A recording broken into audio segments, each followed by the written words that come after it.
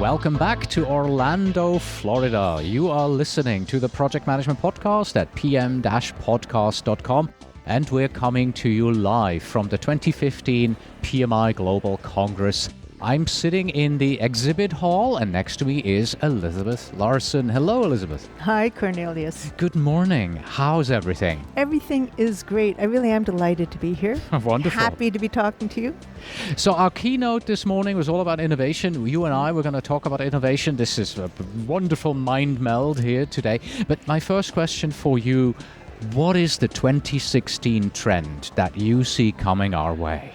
As far as project management is concerned, I see the fact that project management skills will always be needed. Whether we're working on agile projects, whether we're working on traditional projects, we need the project management skills. But the trend that I see is more towards a distribution of the role. I see that titles are going to be less important, so maybe the title of project manager will be less important in some organizations than it's been in the past, but the skills will still be needed.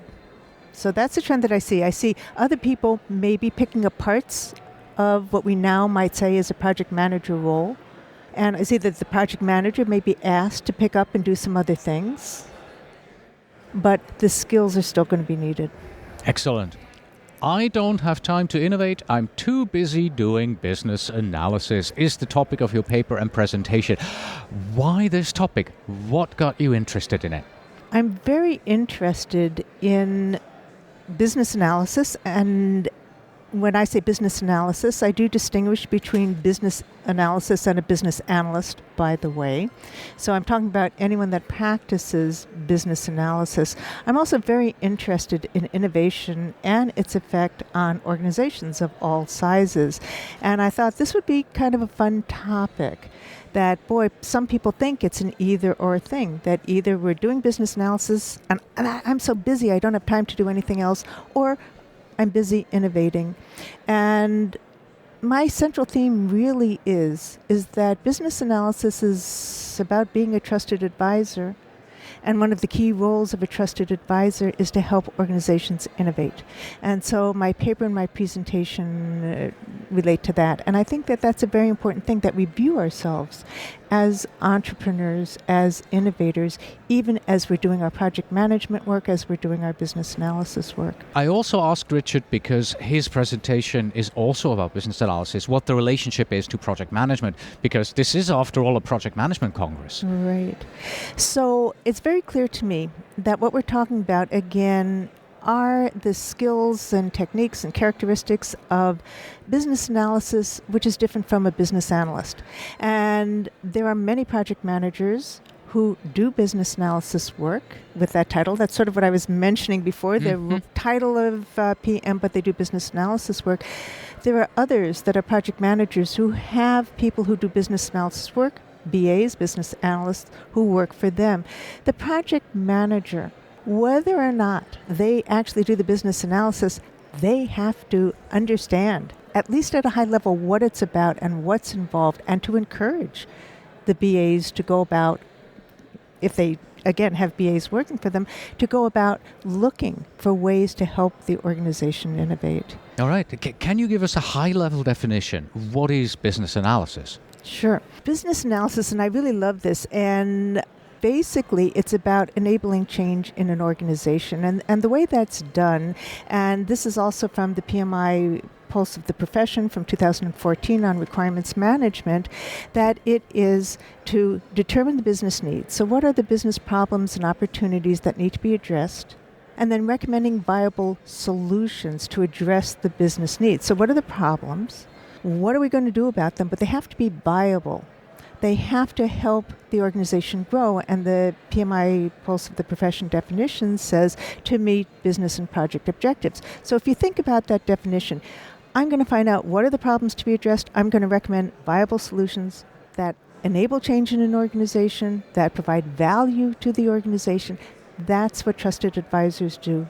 That's what entrepreneurs do. That's what innovators do. And I was just fascinated by the integration of the definition of business analysis and how that helps organizations innovate. And I'm really sorry now that we don't have a video podcast because your hand signals really make it come to life.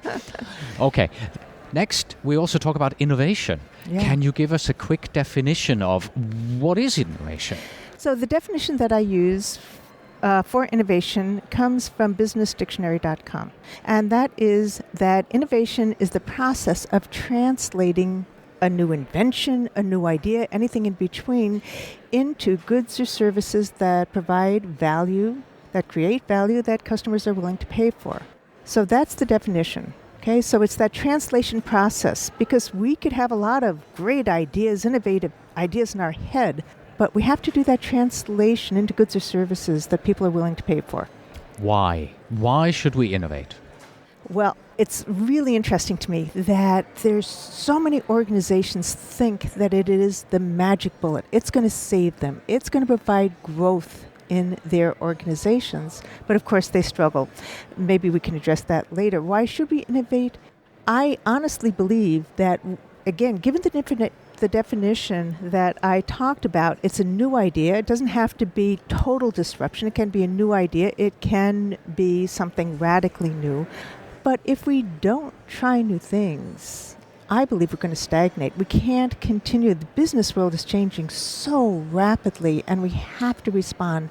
And we have to figure out a way to change, to innovate without disrupting completely organizations and, again, enabling that change in the organization. But if we don't innovate, if we don't change things, I don't see how we're going to be able to respond, to grow. Our organizations are not going to be around, it seems to me. In our keynote this morning, we heard how Lego really struggled as they were innovating. So let's talk about the reasons for struggle. Why do companies struggle when they innovate? I think there are several reasons why they struggle. I think on the one hand, even organizations that start off small, startup, entrepreneurial in nature, as they grow, they become more risk adverse. Now, Forbes magazine had an article by George Deeb that addresses this, that even organizations that start off with innovation and an entrepreneurial spirit as part of their DNA, as they get bigger, they lose it. They don't innovate because, again, they become more risk adverse. Well, that makes total sense to me, because the bigger you get, the more regulations, the more legal issues, stakeholder issues that there are, people become adverse to innovating. So I think that's a struggle. So how do we innovate? How do we do new things and still maintain some kind of stability for the people that work there? So that's one reason they struggle. Another reason I think that they struggle is that they haven't necessarily figured out what a good reward system for innovation is. So they say to their employees, like the CEO of Zappos said, I want every employee to be an entrepreneur. But how do you reward that and keep the existing business going? I think that's another struggle. And I think we talked about disruption as though it's something wonderful. We want to disrupt what's going on. And yet, too much disruption is so hard on the existing staff. It is so hard to sell existing products and maintain the existing software that they run on. I mean, how do we do all of that as we're innovating? Right, there is where change management and organizational agility come into play as well. Right, there are a lot of things that support and that can help with that innovation, with that stability. I think there's another thing that's hard, and I think it's the organizational structure. I think many organizations are hierarchical in nature. There are a lot of layers of management, so it's just the opposite of agile, or there's not the nimbleness that is needed to innovate. And I think that's a huge struggle, because if they want to become innovative, changing that organizational structure, that organizational culture with that hierarchical structure, where decisions are made through authority, becoming a more collaborative with distributed leadership and authority, that's very hard for organizations. And I think that's one of the biggest reasons why organizations struggle. Where do we connect the two? Where do we connect business analysis and innovation? Right. Well, I see that there are several ways that people with business analysis skills can help organizations innovate. And again, just keeping in mind the context of the definition of business analysis, we are management consultants. We recommend viable solutions. So keeping that in mind, I think that there are at least three things that people with business analysis skills can do. First of all, I know that some organizations are looking internally, like Zappos said, I want every employee to be an entrepreneur. They're looking internally, and we call internal entrepreneurs intrapreneurs. I think people with business analysis skills make the perfect entrepreneurs. Having been an entrepreneur, and then my next 10 years I spent as a business analyst, I saw perfect transfer skills. So I think that people who are entrepreneurs make perfect BAs, and people with business analysis skills make perfect entrepreneurs. So I see that relationship. Number two, organizations often are offering new products and services with limited features and wanting to get customer feedback. I think people with business analysis skills can use their tried and true techniques that we use, like a focus group. We know how to do this. And so we can have focus groups, we can facilitate the groups, get customer feedback, and bring it back to the development teams. The third thing, and you touched on this and I touched on this, and maybe I think is the most important, I think we are in the best position to be able to disrupt the disruption. I think that people with business analysis skills, we know what's happening today in the way of process and systems and software. We know what's happening today. We know what the innovation is, and we're in the best position, I feel, to be those change agents, to enable the change in the organization, to be able to go from here we are today, this is where we need to be. We can think about business issues and technical issues and dependencies and okay, this is how we are going to be innovative, and we can do that fairly quickly and get stakeholder buy-in for it. I think we understand that we need to be agile, that we need to be nimble, so we can get that change happening quickly. So we can disrupt the disruption. I think that's maybe work with the day-to-day operational people who have to pull this off, if you will. And I think that that's a very important skill that we can bring. Oftentimes, whether you use your project management skills or your business analysis skills, you are assigned to a certain project or task, and you work on that day in and day out. Very little innovation actually required of you. How do you break out of this? How do you suddenly go, okay, I'm going to take 5 steps back, I'm going to look left and right, and I'm going to come up with innovation and then get the buy-in from your organization? Right. I think that, again, it's not an either-or thing. We don't do our business analysis work, whether we're PMs or BAs, we don't do our business analysis work, and that's different from innovation. I think as we are doing our business analysis work, as we are looking at the vision, as we're listing requirements, as we're doing our requirements management, we need to spot opportunities for innovation. We can't accept a solution that's handed to us. We have to question that, and if there's a better way for the organization, something more innovative, something less stagnant, we are obligated to make a well-thought-out recommendation to take the organization in new directions. And many of us already do this on the small scale. Yeah. When customers come to you with scope changes and you realize, oh yeah, that's a great idea, but wouldn't it be better if we did even this? So take this to the next level, take this understanding of what works to the next level, to the organizational level, and help them out.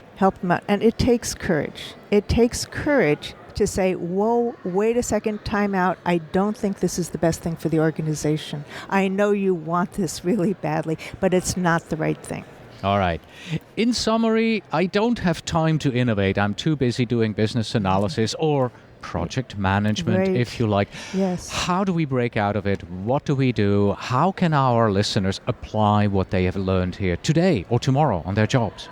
Again, I think that we can't think of it as an either or. That if I'm doing my business analysis work or my project management work, I'm not innovating. And as I said before, I think that we have to think about, well, what is the right thing for the organization every step. We could be 3/4 through a project, and if it doesn't seem like the right thing, we have to, if we say, whoa, there's some new technology out there that's really going to help this organization. I know we're working on this project, and I know, sponsor, you're not going to want to hear this, but I really think we need to go in this direction, and here's why, and here's how. We are trusted advisors. We advise. They decide, but we advise. And it is our job to look for ways to innovate and take the organization in new directions. All right, Elizabeth, thank you so much for being here with us. Thank you so much, Cornelius.